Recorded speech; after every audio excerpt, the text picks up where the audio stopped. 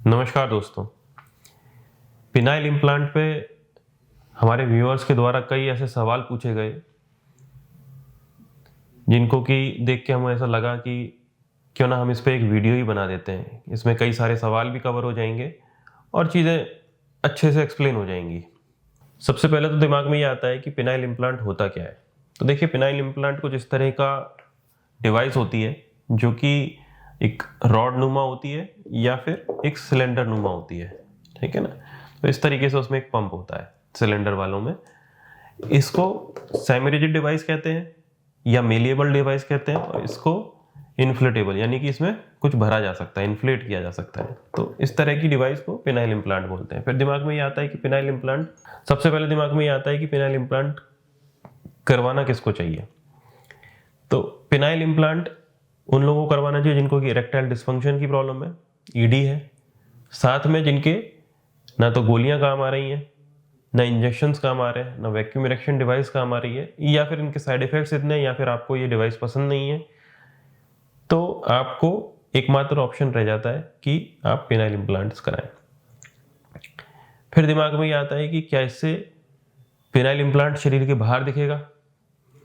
तो ऐसा नहीं होता, ये पूरी की पूरी डिवाइस शरीर के अंदर होती है, शरीर के बाहर कुछ भी नहीं दिखता। फिर दिमाग में आता है कि क्या ऐसा बहुत बड़ा ऑपरेशन होता है जिससे कि पिनाइल इम्प्लांट शरीर के अंदर फिट किया जाता है, कहीं ऐसा तो नहीं है कि कुछ नुकसान हो जाए शरीर का। तो ऐसा ये ऑपरेशन लगभग घंटे भर का होता है और इसमें करीब 24 से 48 घंटे मरीज ऑपरेशन हॉस्पिटल में रहता है ऑपरेशन के बाद। यानी कि अगर आज ऑपरेशन हुआ है तो या तो कल छुट्टी हो जाएगी या कल परसों सुबह तक छुट्टी हो जाएगी। फिर दिमाग में आता है ऑपरेशन में क्या कोई चीरा लगाया जाता है बड़ा। देखिए, इस ऑपरेशन में कई जगह पे चीरा लगा के ऑपरेशन किया जा सकता है। यूजुअली पेनिस और स्क्रोटम के बीच में एक कट लगाया जाता है, लगभग इस जगह पे एक कट लगाया जाता है और उससे ही इधर और इधर पिनाइल इम्प्लांट कर दिया जाता है, ठीक है ना। तो जो पंप होता है उसको तो स्क्रोटम में लगा दिया जाता है, जो रिजर्वायर होता है उसको रेट्रोप्यूबिक स्पेस में लगा दिया जाता है, और जो रॉड्स होती हैं उनको कॉर्पोरा कैवर्नोसा में फिट कर दिया जाता है, जो सिलेंडर्स होते हैं।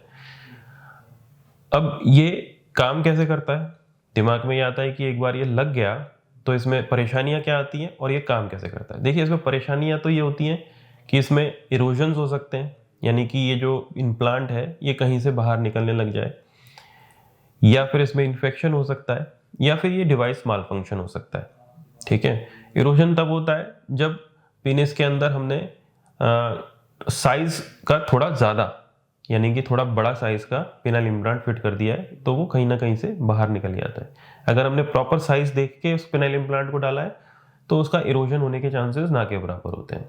इन्फेक्शन के अगर पूरा ध्यान रखा है, पूरा प्रोटोकॉल फॉलो किया, एंटीबायोटिक लिए, गोलियां खाई हैं, कोई पुराना इन्फेक्शन नहीं था, तो फिर इन्फेक्शन के चांसेस भी लगभग ना के बराबर होते हैं। लगभग 1% के में पेशेंट्स में इन्फेक्शन देखा गया और उनमें से कई लोगों को बिना किसी मेजर तकलीफ हुए वो इन्फेक्शन दवाई गोलियों से ठीक हो जाता है। तो 1% का मतलब है 100 ऑपरेशन किए हैं तो किसी एक में ये इन्फेक्शन मिलता है, और उसमें भी दवाई गोलियों से कई बार फायदा पड़ जाता है। बहुत ही कम लोगों में ऐसा करना पड़ता है कि पिनाइल इम्प्लांट ज़्यादा इन्फेक्ट हो जाता है तो उसे निकालना पड़ता है। तीसरी जो परेशानी है डिवाइस माल फंक्शन। इन पिनाइल इम्प्लांट्स की उम्र लगभग 10 से 15 साल देखी गई है। यूजुअली इनका माल फंक्शन 10 से 15 साल के बाद जाके होता है। माल फंक्शन का मतलब ये है या तो पंप खराब हो गया या फिर सिलेंडर की शीट है वो डैमेज हो गई है और वो अब प्रॉपर हार्डनेस नहीं दे पा रहा है। जो सिंपल वाले इम्प्लांट्स होते हैं, जो मेलिएबल इम्प्लांट्स होते हैं, उनमें डिवाइस माल फंक्शन कम होता है क्योंकि उनके अंदर कुछ ऐसा पंप करने का, लिक्विड डालने का पूरा सिस्टम होता ही नहीं है, तो उनके माल फंक्शंस और भी कम होते हैं। तो मोटा मोटा इनकी जो उम्र देखी गई है कम से कम 10 से 15 साल होती है।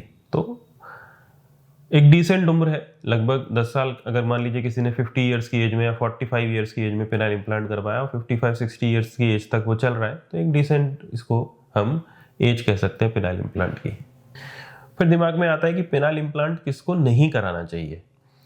कुछ तो ऐसे लोग होते होंगे जिनको कि पिनाइल इम्प्लांट कराने से नुकसान हो सकता है। तो पिनाइल इम्प्लांट उन लोगों को नहीं कराना चाहिए जिनको कि या तो यूरिन में कोई बहुत ज़्यादा तकलीफ हो, या फिर यूरिन की तकलीफ है उसको भी ठीक कराया नहीं है, उससे पहले ही पिनाइल इम्प्लांट करा लिया। अगर यूरिन में तकलीफ है उसको ठीक करा ले तो पिनाइल इम्प्लांट आप करा सकते हैं इजीली, कोई दिक्कत नहीं है। दूसरा परेशानी ये कि जिनको कोई एक्टिव इन्फेक्शन हो रखा है, अगर कोई एक्टिव इन्फेक्शन हो रखा है बॉडी में या स्किन के ऊपर जहाँ पे कि कट लगना है, इंसिजन लगना है, तो फिर वो इन्फेक्शन आपके पिनाइल इम्प्लांट पे लग सकता है और आपको इन्फेक्शन, ऑपरेशन के बाद पिनाइल इम्प्लांट का इन्फेक्शन हो सकता है। तो इसीलिए जिनको कोई एक्टिव इन्फेक्शन है उनको भी पिनाइल इम्प्लांट नहीं करवाना चाहिए। पहले एक्टिव इन्फेक्शन को ट्रीट करना चाहिए, वो इन्फेक्शन पूरा जब हील हो जाए उसके बाद ही पिनाइल इम्प्लांट कराना चाहिए।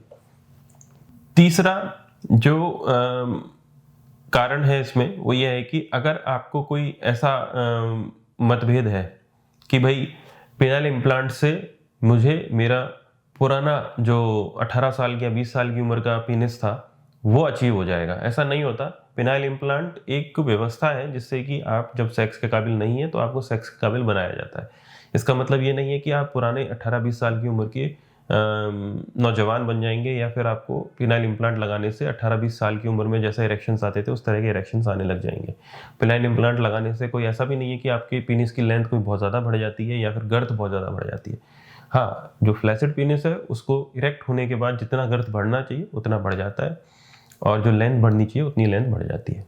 तो दोस्तों, पिनाइल इम्प्लांट अपने आप में एक बहुत ही अच्छा इम्प्लांट है जिसमें कि जिन लोगों को इरेक्शंस नहीं आते हैं और उन पे कोई दवाइयाँ या गोलियाँ असर नहीं कर रही हैं, इंजेक्शन असर नहीं कर रहे हैं, तो पिनाइल इम्प्लांट करवा के वो अपने इरेक्शंस को पा सकते हैं और अपने सेक्स को दोबारा से शुरू कर सकते हैं।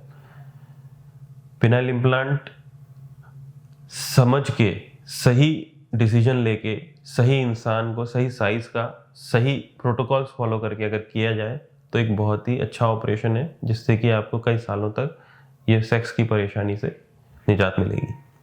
अगर इस वीडियो से आपको पिनाइल इम्प्लांट के बारे में कुछ भी अच्छी जानकारी मिली है तो आप इसको लाइक, शेयर और सब्सक्राइब ज़रूर करें ताकि ज़रूरतमंदों तक ये वीडियो पहुंच सके। धन्यवाद।